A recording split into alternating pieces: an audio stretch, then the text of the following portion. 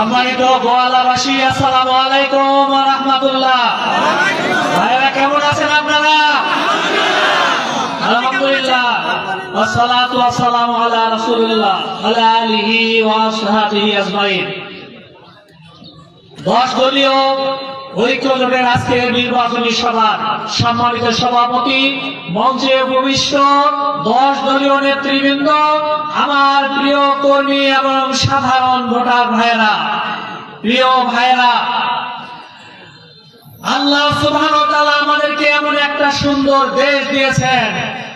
এই এত সুন্দর দেশ আপনি বাংলা পৃথিবীর আর কোথাও খুঁজে পাবেন না। এদেশে শীত রয়েছে, এদেশে গরম রয়েছে, এদেশে নয় শীত নয় গরম রয়েছে।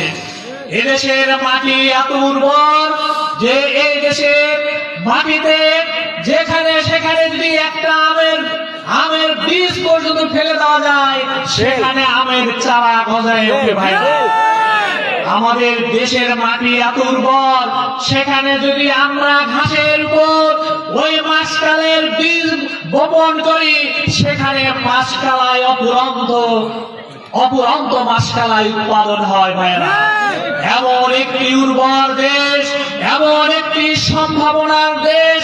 শুধু তাই নয়, এদেশের মানুষ সহজ সরল, এদেশের মানুষ হানাহানিতে বিশ্বাস করে না, এদেশের মানুষেরা পরিশ্রমী।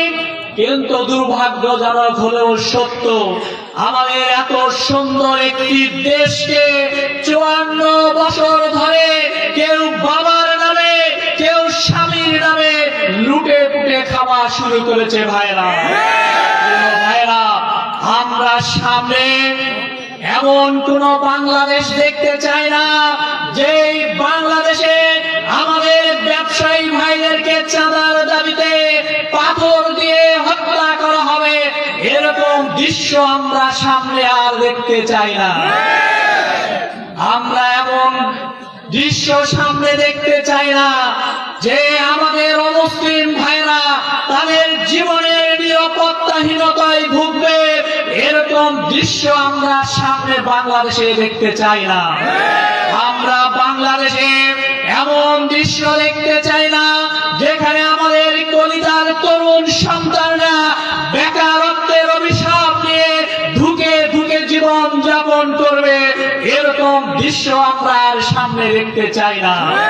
প্রিয় ভাইরা, এরকম একটি দৃশ্য যদি দেখতে হয়, তাহলে বাংলাদেশ জামাত ইসলামী, বাংলাদেশ 10 দলের ঐক্য জোট ছাড়া বিকল্প আর কোন রাজনৈতিক দল নাই। ভাইরা, যে দলের নেতা কর্মীরা মানুষের পুকুর দখল করে, যে দলের নেতা কর্মীরা মানুষের কাছে চাঁদা দাবি করে, যে দলের নেতা কর্মীরা মানুষের কাছ থেকে অন্যায় ভাবে দ্বীপ কেড়ে নেয়, যে দলের নেতা কর্মীরা বিচারের নামে মানুষের টাকা পকড়াস্ত করে, যে দলের নেতারা মানুষকে থানার মামলার হুমকি দেয়, এরকম দল যদি এদেশে রাষ্ট্র ক্ষমতায় যাওয়ার সুযোগ পায়, এদেশ কি নিরাপদ থাকবে? এদেশে কি চাঁদাবাজি বন্ধ হবে? এদেশে কি পুকুর দখল বন্ধ হবে? এদেশে কি আমাদের মা বোনদের ইজ্জত সম্ভ্রম সতীত্ব রক্ষা হবে? প্রিয় ভাইরা, সুতরাং আমাদের এই প্রিয় মাতৃভূমি বাংলাদেশ, এই বাংলাদেশ আল্লাহর দান, এই বাংলাদেশের মালিক এদেশের জনগণ চাই না। আমরা এদেশের মালিকানা ওই চাঁদাবাজ, ওই পুকুর দখলকারী, ওই দ্বীপ বাণিজ্য, ওই দ্বীপ কেড়ে নেওয়া দলদের হাতে আমরা এদেশের মালিকানা আমরা তুলে দিতে চাই না। ভাইরা, সুতরাং সামনে আমরা সকল ধর্ম বর্ণের মানুষদের নিয়ে একটি নিরাপদ বাংলাদেশ গড়তে চাই। ধর্ম যার যার, এই দেশটা আমাদের সবার। আমরা এমন একটি দেশ গঠন করতে চাই যে দেশে সকল ধর্ম বর্ণের মানুষরা নিরাপদ থাকবে, তাদের ধর্মীয় উৎসব যথাযথভাবে পালন করবে। আমরা একটি দলের লোকজনকে বলতে দেখছি, আমাদের অমুসলিম ভাইদেরকে তারা ভয় দেখাচ্ছেন, যদি 10 দলীয় জোট এদেশে রাষ্ট্র ক্ষমতায় যাওয়ার সুযোগ পায় তাহলে নাকি হিন্দু মহিলাদের জোর করে বোরকা পরাবে, তাদের পূজা পার্বণ বন্ধ করে দেবে। প্রিয় ভাইরা, এদেশের মানুষ তাদের ধোঁকাবাজি বোঝে, এদেশের মানুষ আর ধোঁকায় তাদের দ্বারা আর প্রতারিত হতে চায় না।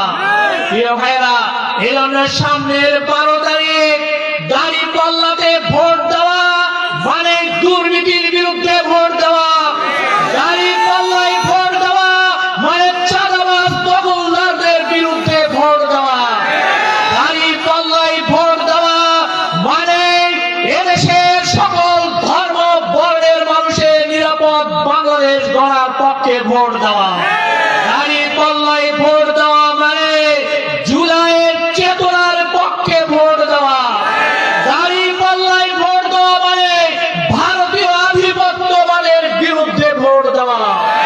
এ ভাইরা, সুতরাং আসুন আমরা সামনের 12 তারিখে আমরা বিপুল উৎসাহ উদ্দীপনার মধ্য দিয়ে দাঁড়িপাল্লাকে জয়যুক্ত করব ইনশাআল্লাহ। আজকে আমাদের এক ভাই মুসলিম ভাই বলছিলেন, যদি কারচুপি বন্ধ করতে পারেন, ভোটের দিন যদি আমাদেরকে নিরাপত্তা দিতে পারেন, তাহলে আমরা কথা দিচ্ছি আপনারা ভোটের বাক্স গণে শেষ করতে পারবেন না। আমরা প্রশাসনের দৃষ্টি আকর্ষণ করতে চাই, আজকে আচরণবিধি লঙ্ঘন করে কোন কোন প্রার্থী তাদের খ্রিস্টান ওই পিভিসি এবং ওই যে ভ্যাকসিন দিয়ে তাদের খ্রিস্টান তৈরি করেছে, তাদের ব্যানার তৈরি করেছে। আমরা প্রশাসনের কাছে অভিযোগ করেছি, এই আচরণবিধি লঙ্ঘনের যদি দ্রুত ব্যবস্থা না হয় তাহলে আমরা এর বিরুদ্ধে আন্দোলন গড়ে তুলব ইনশাআল্লাহ। আমাদের কাছে অভিযোগ আসছে, তারা এই জনসমর্থন দেখে ভয় পেয়ে তারা সামনের নির্বাচনকে কারচুপি ইঞ্জিনিয়ারিং করার প্ল্যান পরিকল্পনা করছে। আমরা প্রশাসনকে বলে দিতে চাই, ওই 18 সালের নির্বাচন আর 24 সালের নির্বাচনের কথা ভুলে যেতে হবে। এই 26 সালের নির্বাচন কোন কারচুপির পায়তারা করলে ওই ভোট কেন্দ্র থেকে কোন প্রিজাইডিং অফিসার এবং কোন নির্বাচনের কাজে যারা সংশ্লিষ্ট থাকবে সেখান থেকে বেরিয়ে আসার কোন সুযোগ পাবেন না। প্রিয় ভাইরা, এই জন্য আমরা সামনে নির্বাচন নিরপেক্ষ উৎসব মুখর অবাধ নির্বাচন, সুষ্ঠু নির্বাচন যেন হয়, এজন্য প্রশাসনকে নিরপেক্ষ ভূমিকা পালন করতে হবে। সকল দলের লেভেল প্লেইং ফিল্ড ঠিক করে দিতে হবে, সবাইকে সমতা সমান অধিকার দিতে হবে এবং নির্বাচনী আচরণ যেন লঙ্ঘিত না হয় এই আইনের যথাযথ প্রয়োগ করতে হবে। ভাইরা, ইতিমধ্যে বাংলাদেশ জামাত ইসলামীর আমাদের আমির জামাত উনি নির্বাচনী ইস্তেহার ঘোষণা করেছেন এবং সেখানে উনি বলেছেন যে কৃষকদেরকে বিনা সুদে ঋণ দেওয়া হবে, নারীদের মেয়েদের জন্য একটা আলাদা বিশ্ববিদ্যালয় করা হবে, 60 বছর বয়স্কদের তাদেরকে বিনা খরচে তাদের স্বাস্থ্য সেবা দেওয়া হবে এবং 5 বছরের পর্যন্ত শিশুদেরকে তাদেরকে বিনামূল্যে খাদ্য সরবরাহ করা হবে।